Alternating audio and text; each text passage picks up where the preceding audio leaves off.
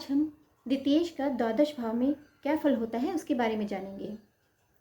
द्वितीय भाव धन का होता है, वाणी का होता है, कुटुंब का होता है। अगर धन भाव के स्वामी लगन में आके बैठ जाएं तो व्यक्ति बुद्धिमान, चतुर, कृपण, व्यवसायी होता है। ये कठोर हृदय वाले होते हैं लेकिन ज़रूरत पड़ने पर काम आते हैं। वहीं द्वितीय भाव के स्वामी अगर द्वितीय भाव में ही बैठ जाएं तो व्यक्ति धनी, बुद्धिमान और अपनी वाणी से मोहित करने वाले तथा लोगों को ठगने वाले भी होते हैं।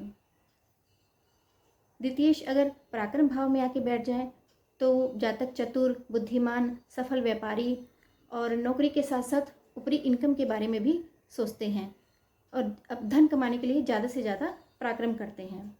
अगर पाप ग्रह से युक्त या दृष्ट होते हैं तो इनका पूजा पाठ में मन नहीं लगता है। वहीं द्वितीय भाव का स्वामी अगर चतुर्थ भाव में आके बैठ जाए तो ये जातक अपने धन का उपयोग अपने भौतिक सुखों में करते हैं। इन्हें पैतृक संपत्ति और पिता का सुख मिलता है और ये अपने धन से अपने लिए आलीशान भवन, वाहन बनाते हैं। और द्वितीय भाव के स्वामी अगर पंचम भाव में आके बैठ जाएं तो जातक अपने ज्ञान के द्वारा धन अर्जित करता है। उसे अपने पुत्रों से भी धन प्राप्त होता है। उसके पुत्र धन अर्जन करने में उसकी सहायता करते हैं।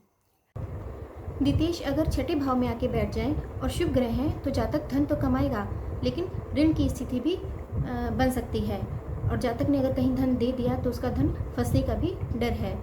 अगर पाप ग्रह हैं तो जातक ब्याज के द्वारा भी पैसे कमा सकता है।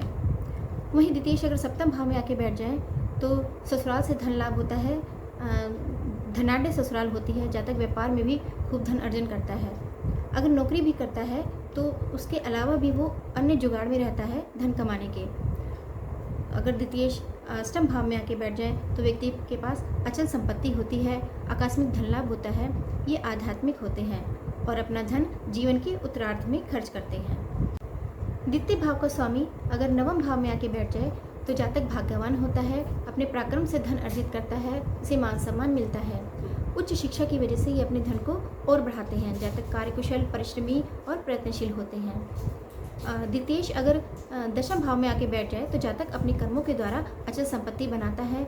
उसकी संपत्ति उसकी आने वाली पीढ़ियां भी भोगती हैं। उसे समाज में मान और सम्मान मिलता है।